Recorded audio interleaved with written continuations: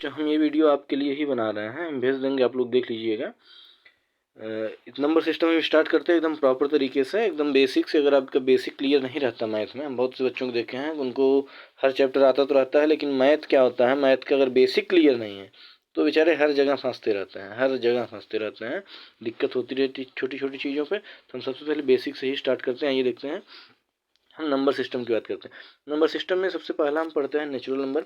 Natural number हमारे क्या होते हैं? Natural numbers, all numbers 1 to etcetera are known as natural number. मतलब कि एक से ज़्यादा जितने भी नंबर होते हैं, एक या एक से अधिक जो भी नंबर होते हैं हमारे, वो सभी के सभी क्या कहलाते हैं? नेचुरल नंबर, प्राकृतिक संख्याएं कहलाते हैं। ठीक है, अब देखिए, प्राकृतिक संख्या वह संख्या होती है जिन संख्याओं का प्रयोग हम गिनने के लिए करते हैं, काउंटिंग के लिए करते हैं, उस संख्या को हम क्या बोलते हैं?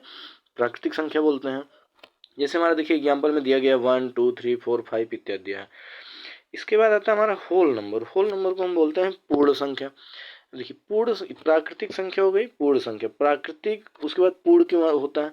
क्योंकि कोई भी नंबर जीरो के बिना अधूरा है। कहते हैं ना कि जीरो की कोई वैल्यू तो नहीं है, लेकिन बिना जीरो के सारे नंबर क्या है? अधूरे हैं। जैसे अगर हमें 10 लिखना हुआ तो हम बिना जीरो के 10 नहीं लिख सकते हैं। कोई भी नंबर हमें मैक्सिमम नंबर लिखना होगा तो हम बिना जीरो के कोई भी नंबर नहीं लिख सकते हैं। लिखने का तो 99 लिख सकते हैं, लेकिन 100 लिखने के लिए 10 की जरूरत पड़ेगी हमें, जीरो की। तो होल नंबर क्या होते हैं कि अगर हम नेचुरल नंबर क्या होता है, नेचुरल नंबर हमारा कहाँ से कहाँ तक होता है? 1 से आगे होता है। अगर होल नंबर के साथ, होल नंबर में नेचुरल नंबर के पहले हम जीरो को ऐड कर दें तो सारे के सारे नंबर हमारे किस में आ जाते हैं भैया? होल नंबर में आ जाते हैं। इसके बाद आता है इवन नंबर। इवन नंबर क्या होते हैं? देखिए, नेचुरल नंबर, इवन नंबर मतलब सम संख्या। जो भी नेचुरल नंबर होते हैं या होल नंबर, चाहे जो नंबर होते हैं, अगर वो जो भी नंबर 2 से डिविजिबल होते हैं, वो सब के सब हमारे क्या होते हैं? होल नंबर, सॉरी, सम संख्या होते हैं, इवन नंबर होते हैं। आड नंबर इसी का उल्टा हो जाता है, जो 2 से डिविजिबल नहीं होते हमारे आड नंबर होते हैं। इसके बाद होता है हमारा प्राइम नंबर, अभाज्य संख्या। जो संख्या किसी और संख्या से नहीं कटती वो होती है हमारी अभाज्य संख्या। जैसे मान लेते हैं हम अगर 2 लिए हैं तो 2 में हमारा क्या है? देखिए, अगर हम 2 लिए हैं तो 2 में क्या है हमारा?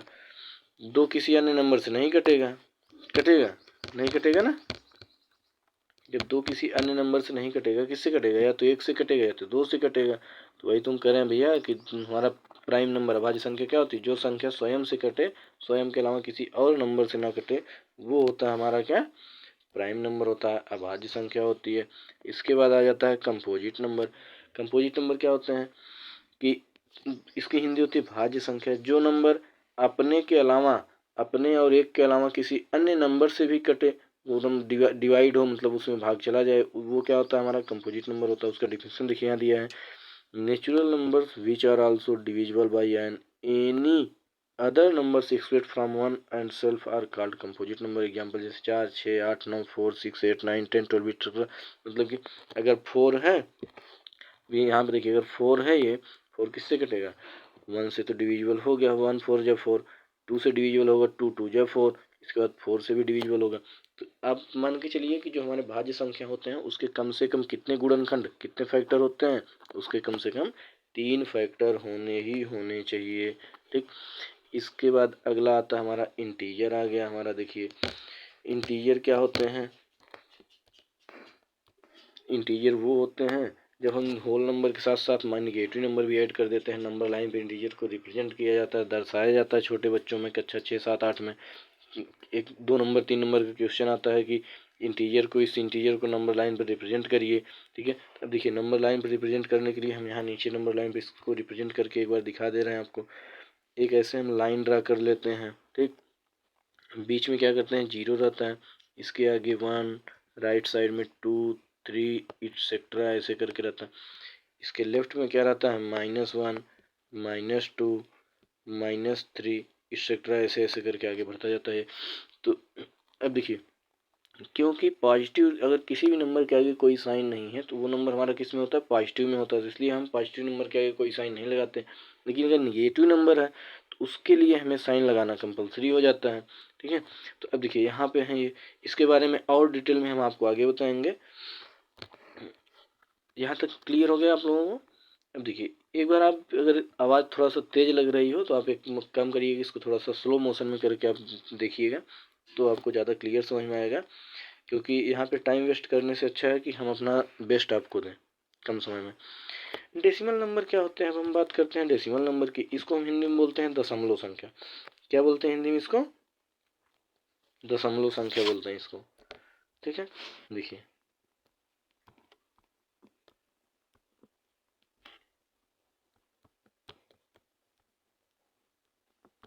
दशमलव संख्या बोलते हैं इसको हिंदी में। अब डेसिमल क्या होता है, ये नंबर हमारा होता है। डेसिमल कितने अंकों का होता है? 0 से 9, 10 अंकों का टोटल डेसिमल होता है। डेसिमल का मतलब होता है जैसे कोई भी 2 अंकों का नंबर है, 1 अंकों का नंबर है, 3 अंकों का नंबर है, कितने भी डिजिट्स का नंबर है उसके बीच में एक क्या लग जाता है? डेसिमल लग जाता है। जैसे 3.5 दे दिया, या फिर दे दिया 3.59 दे दिया। क्या दे दिया? 3.59। तो हम देखिए कई बच्चे क्या होते हैं गलत तरीके से पढ़ते हैं। जैसे पढ़ लिए 3.59, तो ये पढ़ने का तरीका उनका गलत है। इसको डेसिमल के बाद चाहे 2 नंबर रहें चाहे 3 नंबर रहें, सभी नंबर को हम सिंगल सिंगल डिजिट में पढ़ते हैं। हम क्या पढ़ेंगे? 3.59 पढ़ेंगे। अब इसके बाद आता है हमारा क्या, देखिए को प्राइम नंबर आते हैं। को प्राइम नंबर हम यहाँ ध्यान देंगे कि को प्राइम नंबर किसे कहते हैं। ठीक है, को प्राइम नंबर वो नंबर होते हैं हमारे जैसे पेयर ऑफ नंबर्स होते हैं। 2 नंबरों का एक ऐसा जोड़ा होता है जिसका HCF क्या होता है? ध्यान दीजिएगा, 2 नंबरों का ऐसा जोड़ा जिसका HCF क्या होता है? 1 होता है। जैसे अगर इसमें कॉमन फैक्टर कुछ नहीं मिलेंगे, जैसे 2 और 3 है, तो 2 और 3 के बीच में क्या मिलेगा? कॉमन फैक्टर कुछ है ही नहीं है। नहीं है। अब देखिए जैसे 4, इसके लिए इसको हिंदी में बोलते हैं सह अभाज्य संख्या। सह अभाज्य संख्या, ध्यान दीजिएगा, देखिए हम ध्यान से लिख दे रहे हैं यहाँ पे सह अभाज्य संख्या। ठीक है, इसको हिंदी में बोलते हैं सह अभाज्य संख्या। इसको आप ध्यान दीजिएगा, ये सहभाज्य संख्या वो संख्याएं होती हैं कम से कम उसमें 2 संख्याएं रहेंगी। ध्यान दीजिए 2 से अधिक भी हो सकती हैं, लेकिन कम से कम इसमें 2 संख्याएं होना कम जरूरी होता है कि अगर उनके बीच में कोई भी कॉमन फैक्टर नहीं होता या उनका HCF, हम सीधी सीधी बात करें कि HCF कितना होता है? 1 होता है, तो हम क्या कहेंगे? वो नंबर हमारे क्या हैं? को प्राइम नंबर है। जैसे इसके लिए जरूरी नहीं है कि दोनों नंबर हमारे प्राइम हो, मतलब कि दोनों नंबर अभाज्य हों, ये जरूरी नहीं होता।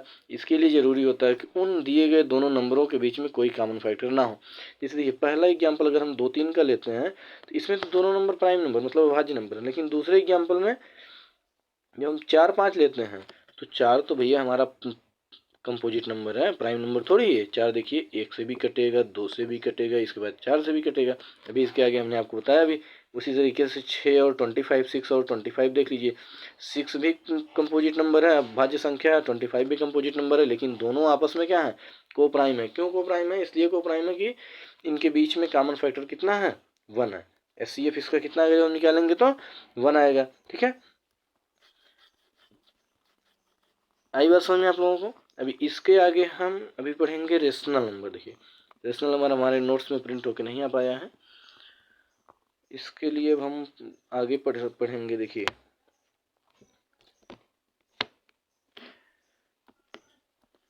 चलिए रेशनल नंबर क्या था हमारा? Rational number.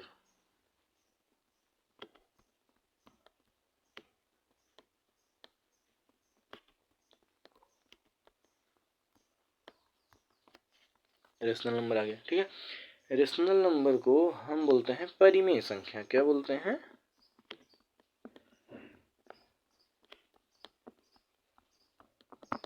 परिमेय संख्या बोलते हैं। अब देखिए कोई भी नंबर हमारा जो P/Q के रूप में लिखा जा सके, any numbers write down in form of P/Q are known as rational number where Q can't be zero. मतलब कि जहाँ पे Q की वैल्यू जीरो नहीं हो सकती। जैसे अगर हम कोई भी नंबर को P/Q के रूप में लिखते हैं लेकिन Q की वैल्यू जीरो नहीं होनी चाहिए, तो वो नंबर हमारा क्या कहलाता है? रेशनल नंबर, या फिर हमारा क्या कहलाता है? परिमेय संख्या। जैसे आगे आइए देखते हैं, वो नंबर हमारा क्या कहलाता है? परिमेय संख्या कहलाता है। ठीक है, अब देखिए आगे, जैसे अब यहाँ पे एक आता है, आपको कहीं नहीं मिलेगा ये चीज़ें जो हम आपको बता रहे हैं, ये आपको कहीं नहीं मिलेंगे। रूल ऑफ 1, देखिए मैथ में आपको मिलेगा ये rule of 1, rule of 1 and rule of zero. एक का नियम और जीरो का नियम मैथ में, ये बहुत ही ज़्यादा इम्पोर्टेंट होता है मैथ के लिए, रूल ऑफ वन और रूल ऑफ जीरो। अब इसमें क्या रोल है इसका दोनों का, देखिए हम ये आगे एक एक करके एक एक करके हम पढ़ते हैं। रूल ऑफ वन, सबसे पहले हम बात करेंगे रूल ऑफ वन की, ठीक है। किसकी बात करेंगे हम, रूल ऑफ वन की हम बात करेंगे। देखिए